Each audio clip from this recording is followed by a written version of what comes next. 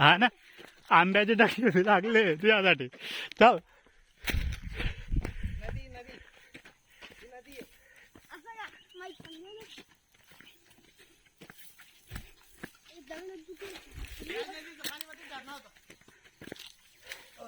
या नदीचे झरणा येतो आणि पाणी कुठून येतं बाजूला जायचं.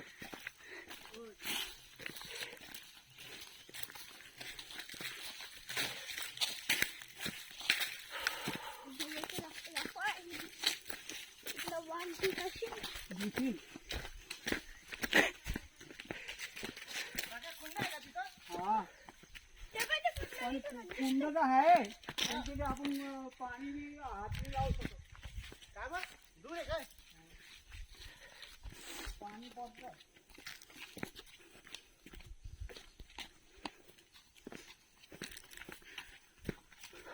इथलं कोणी आलं नाही, मी एकल्याच निघून आलो बघ.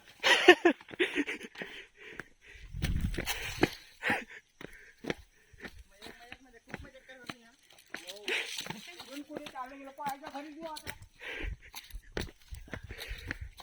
कोणी जातं नाही तिकडे.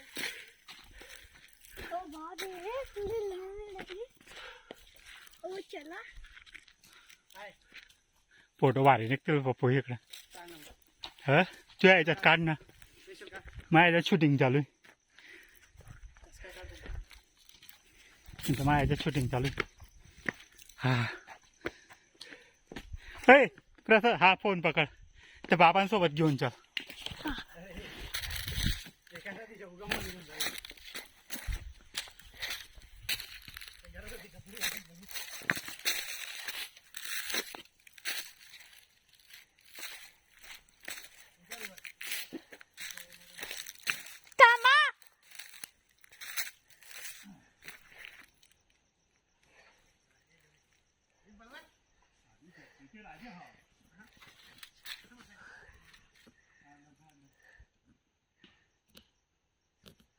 कुठे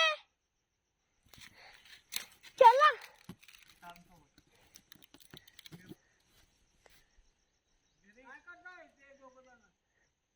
घाबरताय.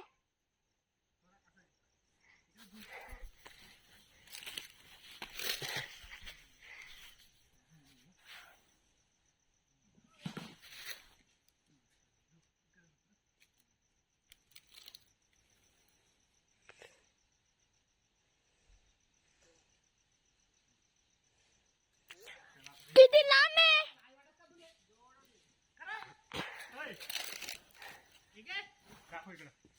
शूटिंग चालू आहे ना.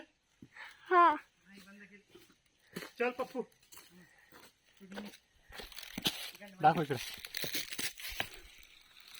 हा आमच्या मामांचा मुलगा आहे, खूप आगाऊ आहे, खूप लोकप्रिय येत आहे त्याच्या जागी. चला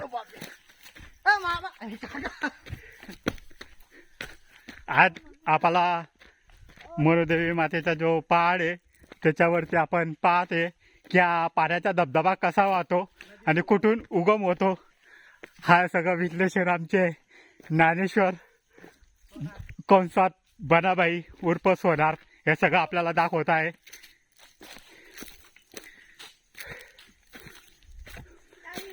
हे आमचे मित्र आहे, हे आमचे मामा आहे, हे आमचे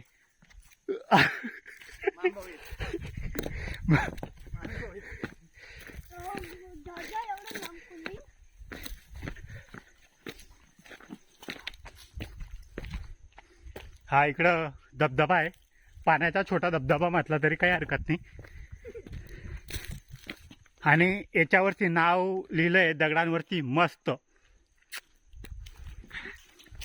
आणि हे जे प्रेमी लोक येतात लववाले, हे असे इकडं दगडांवरती खूप सारे प्रेमाचे नावं लिहून जातात. प्रफुल्ल, महाजन, वर्षा, करण, किरण हे असे दगडांवरती लिहिले जातं.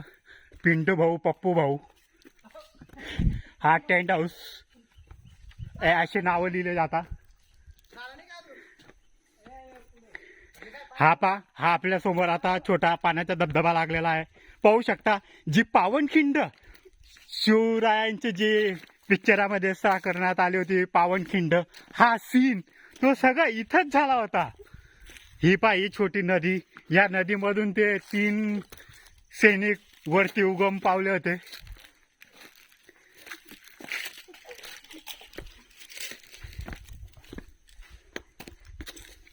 आता हा खंडर रस्ता आहे. थोडा आपल्याला वाटतं पायवाट आहे, पण ही पायवाट नाही आहे. हा जो कधी पावसाळ्यामध्ये कधी तुम्ही आले तर इथं पाय ठेवायला जागा नसते, वाहून जाशात असं आमचं बनाभाईंचं म्हणणं आहे. पाहता आम्ही हा धबधबा कसा वाहण्यात येतो, काय येतो, सगळे याचं विश्लेषण दाखवण्यासाठी हे करताय. हे आमचे अहमदाबादहून आलेले ट्रेनर आहे, हे आम्हाला सगळं शिकवण्याचं मार्गदर्शन करताय. हा छोटा धबधबा आहे, याच्यावरती पाय ठेवून चालायचे आहे. दगड कोसळला म्हणजे तुम्ही कोसळले समजायचं. हा पा सगळ्यात मेन स्पॉट हा आहे इथला पाण्याचा धबधबा. हे झाड आहे वरती, खूप असं वातावरण खूप छान आहे. असं वाटतं की इथं तपश्चर्याला बसून जावे. आता हा नवीन मार्ग काढला आहे आमच्या मामांनी. त्यांनी सांगितलं होतं की पाण्याचा झिरा आहे, त्या झिऱ्यामधून खूप सारा आवाज येतो आणि आवाजावरून हे कसं आहे पाणी कुठून कुठं येतं. हा तो छोटा झिरा म्हटला जाईल. हे पाणी इथं येत आहे, हे पाय पाणी प्रत्यक्षात तुम्ही व्हिडिओमध्ये पाहू शकता. हे आमचे मामाचे मुलं आहे, मामे भाऊ खूप आगाऊ आहे आणि फोटोशूट करायसाठी एक नंबर आहे. आपण पाहिलं तर त्यांच्यावाला मस्तपैकी फोटो घेऊ, ते आपला फोटो घेतात, ते आपण त्यांचा घेऊ. हे पाण्याचा आवाज आहे. हे आमचे बनाभाई रामदास सोनार यांनी सांगितलं की पाण्याचा आवाज येतो. मामाश्री काय सांगणार या गोष्टीवरचं तुम्ही? आता तुम्ही पाण्याचं संशोधन पूर्णप्रमाणे केलेलं जे, त्याबद्दल तुमचे काय माहिती आहे? आपली शोध तो मिनी केली आहे. हा हे आमच्या बनाभाईंचं म्हणणं आहे की अशी शोध मी पहिल्यांदा फर्स्ट टाइम फन एक सेकंड करत आहोत. पाहताय आम्ही की कसं आहे पाण्याचं आहे. एक मनुष्य आमच्या तिकडे राहिला आहे, तो येतोय हळूहळू, थकलेले माणसं आहे ते. धबधबा आहे हा छोटा. मस्तपैकी आमचे मामा पहिल्यांदा आले होते त्यावेळेस मस्तपैकी हातपाय धुवून सनी एकदम चकाचक फ्रेश होऊन सनी एकदम थंड पाण्यामध्ये आंघोळ करून सनी आले होते. मंदिरामध्ये देवाची पूजा अर्चना केली त्यांनी. भक्तिभावाने एक नारे फोडलं. देवी माताने एकदम प्रसन्न केलं असेल त्यांना. चला, खूप सारं आहे, खूप सारखं पाणी आहे. हा छोटा नाला बी म्हटलं तरी काही हरकत नाही. हे इथून तुम्ही पायी पायी गेल्यानंतर हे दगडांचा सीन आहे. छोटासा दगड आहे इथं. इकडनं आता पुढे जाण्यासाठी काही मार्ग दिसत नाही आहे, पण आमचे बनाबाई जे आहे ते कुठून ना कुठून तरी काही ना काही मार्ग शोधत असतात. ठीक आहे, तू इकडंच थांब रे. हा आता पाहूया आपण काय या इकडं वनामध्ये दगडांचा सीन आहे. खूप सारं शुद्ध पाणी आहे नैसर्गिक. आपण त्या थडीला काही जाऊनही नाही तर आपण हरून जाऊ.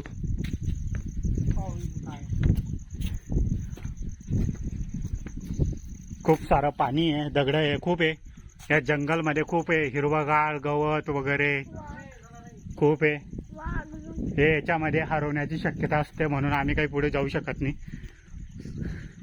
मित्रांनो, आता हा व्हिडिओ आपण इथं स्टॉप करू शकतो. धन्यवाद. जय हिंद, जय महाराष्ट्र.